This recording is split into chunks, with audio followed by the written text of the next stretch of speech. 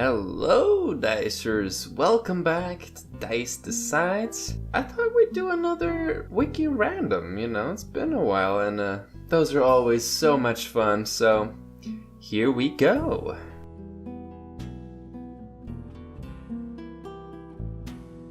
So we got Robert Steinberg, chocolate maker.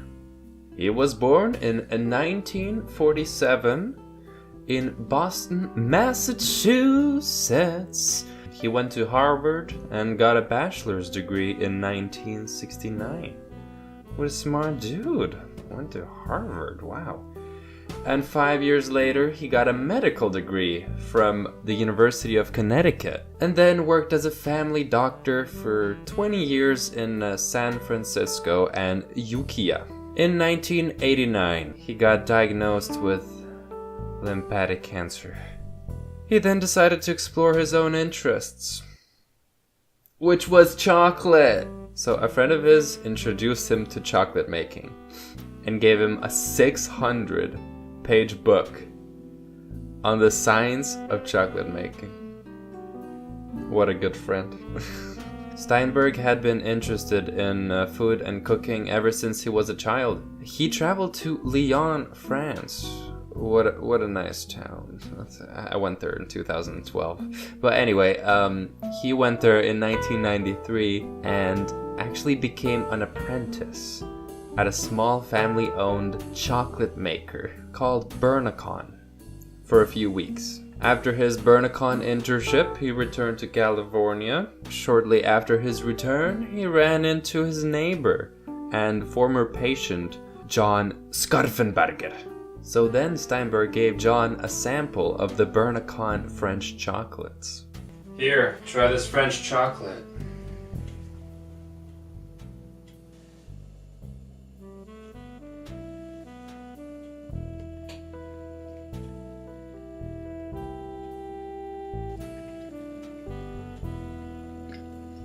It tastes better than anything I've ever had.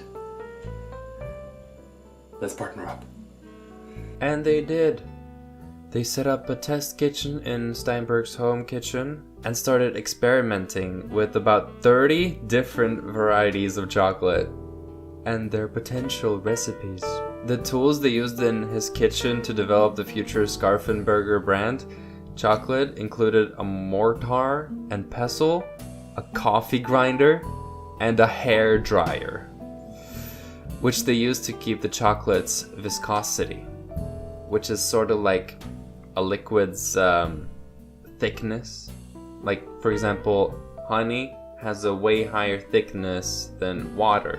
In 1996, they opened a small chocolate factory and a factory store in southern San Francisco, where they produced their very first chocolates and started selling them to the public.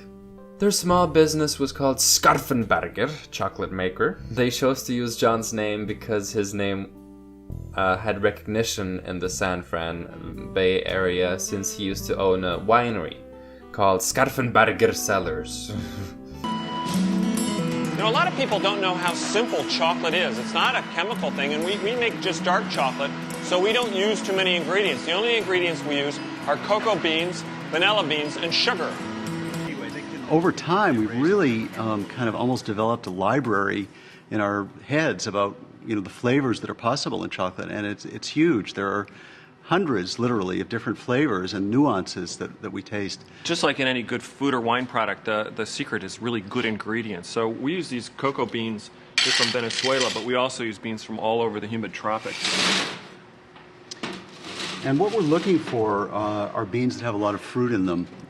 The ones from Venezuela have a large percentage of a type called Criollo, and it forms about 40% of our blend. So there's really a lot of flavor and a lot of fruitiness, which consumers often pick up. A lot of people say that these Criollo beans from Venezuela have a lot of cherry flavor, and that really comes out in the chocolate later on. So we start looking at the beans about 5 minutes before the end, and we actually crack them open, and I can tell by the way they crack how well done they are.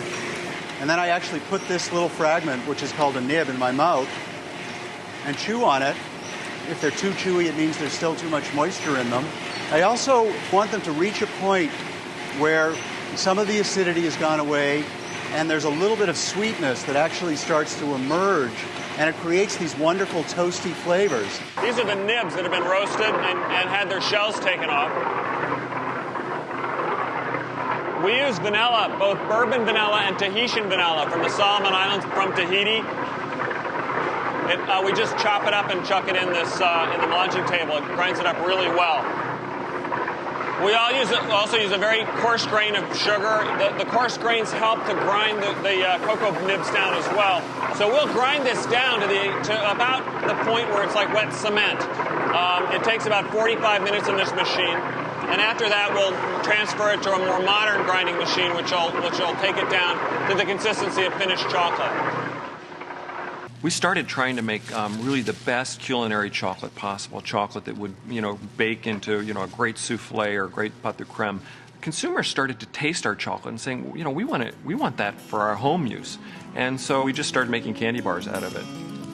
We've sort of used a lot of the same techniques that I learned from making wine and making our chocolate. We try and taste each of these components and build our chocolate using all these different flavors. So we're trying to build the most full-flavored chocolate you can possibly get from the beans that are available to us. So the business was pretty successful. They sold a lot of chocolates, and it kept growing, and they eventually relocated to a larger factory in 2001 in Berkeley, California. They started making more than just chocolate bars, They made ganache, caramel, mints, hot cocoa, and chocolate-dipped fruit. So their business got pretty big. It got so big that it got acquired by the Hershey Company in 2005. And even I have heard of Hershey, so it's pretty cool.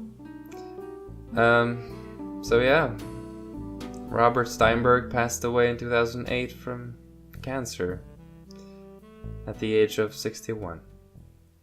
May the chocolate lover rest in peace. Thanks for watching, Dicers. Hope you have a fantastic rest of your day, and I will see you next time.